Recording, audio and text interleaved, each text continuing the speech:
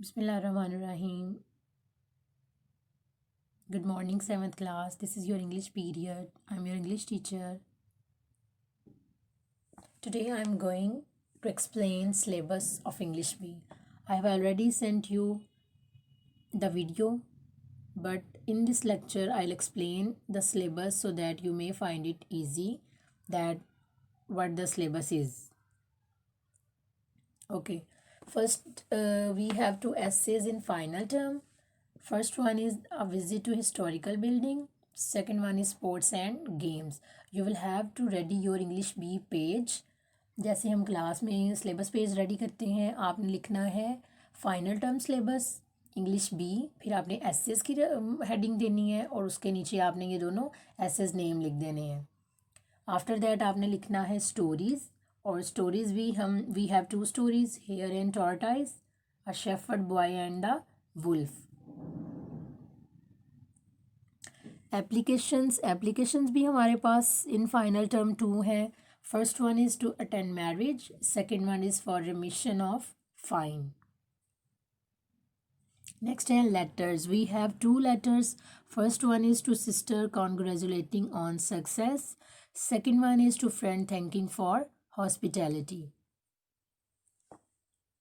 Okay. Comprehensions हमारे पास 3 हैं. आप देख रहे हैं कि मैंने पेजेस मेंशन कर दिए हुए हैं. ये जो हमारी बुक है इंग्लिश कम्युनिकेशन वाली, जिससे हम रीडिंग भी करते हैं और ट्रांसलेशन भी करते हैं, उस बुक पेज आपने देखना है 109 पे हमारा फर्स्ट है. ये मैं अब जब आपको करवाऊंगी कम्प्रीहेंशन तो ये मैं आपको मार्क करवा दूंगी. Second one is on 113 page, third one is on 99 page.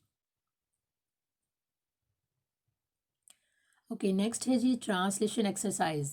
ये हमारी बुक से हैं पैराग्राफ 16, 18 एंड 25. और ये जिस तरह से मैं आपको मार्क करवाती हूँ थर्ड टर्म लिख के, आपने इनको नंबरिंग देनी है TP1, TP2 एंड TP3. ये जब हम क्लास वर्क करेंगे तो फिर मैं आपको ये मार्क भी करवा दूँगी. ओके जी. नेक्स्ट है proverbs. We have 15 proverbs in final term. और प्रोवर्ब्स जी आपको कैसे आएंगे? प्रोवर्ब्स आपको उर्दू लिखी हुई आएगी और आपने इसकी इंग्लिश लिखना होगी, जो कि मैं आपको क्लास वर्क में करवा दूंगी.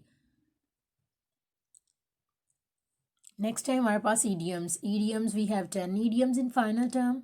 ईडियम्स जिस तरह से आप सेंटेंसेस करते हैं, आपको वर्ड लिखा हुआ आएगा और आपने उसका सेंटेंस लिखना होगा. ये भी हम क्लास वर्क में डन करेंगे. जब क्लास वर्क करेंगे तो ये मैं आपको एक्सप्लेन कर दूंगी. ओके. फ्यूचर टेंसेस में आपके पास फ्यूचर टेंस है और ये कंप्लीट है. इसमें 4 टेंस हो जाएंगे: indefinite, continuous, perfect and perfect continuous. ये 4 टेंसेस आपके इसमें इंक्लूड होंगे. Okay class, I have explain the syllabus of final term. Now will do the class work करने के लिए हम आज इंग्लिश बी का ही क्लास वर्क करेंगे. or take out your English B notebook and ready the page for class work. You know all that very well कि किस तरह से हम पेज रेडी करते हैं. First of all draw margin line. After that write down the date, day, class work and start your class work. God's high school, comma, Gujranwala, full stop. Respected sir, comma, I beg to state that I have been fined rupees 500 for breaking a desk in my classroom. अच्छा जी. वो कहते हैं कि मैं आपसे दरख्वास्त करता हूँ कि मुझे अपनी कमरा जमात में बेंच तोड़ने पर 500 रुपया फ़ाइन हो गया है, जुर्माना हो गया है. I assure you that I did not break it intentionally. मैं आपको यकीन दिलाता हूँ कि मैंने इसको जानबूझकर नहीं तोड़ा. अश्योर यू का मतलब होता है यकीन दिलाना. डिड नॉट ब्रेक नहीं तोड़ा. इंटेंशनली होता है जानबूझकर. We were just playing around the desk when I happen to fall on it. हम इसके गिर्द खेल रहे थे जबकि मैं इस पर गिर गया. प्लेइंग होता है खेलना, फॉल ऑन इट होता है इस पर गिर जाना. As it was an old desk, जैसा कि ये एक पुराना बेंच था. Which gave way under my weight, जो कि मेरे वज़न की वजह से टूट गया. आई एम however होता है ताहम। अशेम्ड का मतलब होता है शर्मिंदा होना। और वट आई हैव डन, लेकिन मैं इस पर शर्मिंदा हूँ जो मैंने किया।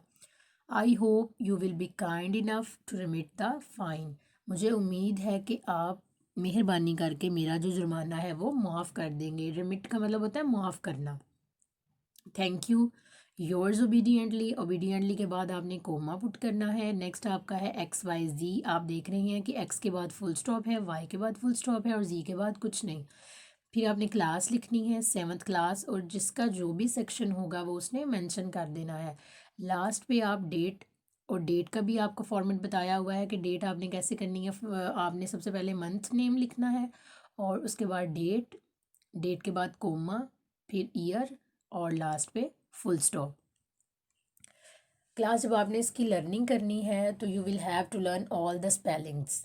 आपको ये डिफ़िकल्ट वर्ड्स नज़र आ रहे हैं, ब्रेकिंग, अश्योर, हैपन। आपने इसको स्पेलिंग्स के साथ लर्न करना है, और वेरी वेल के जब भी मैं आपसे कहती हूँ तो यही हमेशा कहती हूँ कि आपने जो भी लर्निंग करनी है विद स्पेलिंग्स करनी है, because without spelling your learning is useless. आपको पेपर में कोई भी चीज़ हो तो वो आपने रिटन फॉर्म में देना होती है।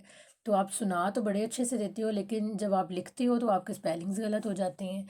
तो आपने जो भी लर्निंग करनी है वो आपने विद स्पेलिंग्स करनी है, और अगर कोई मिस्टेक हो तो आपने उसको 5 और 7 टाइम जो है लिख के रिमूव करना है।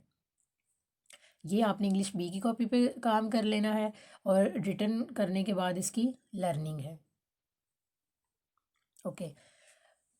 Today your diaries application to learn and write on your notebook. Learning आपने करनी है, और लर्निंग करने के बाद आपने इसको नोट डाउन कर लेना है इंग्लिश बी की नोटबुक पे। Thank you so much class. अल्लाह हाफिज़।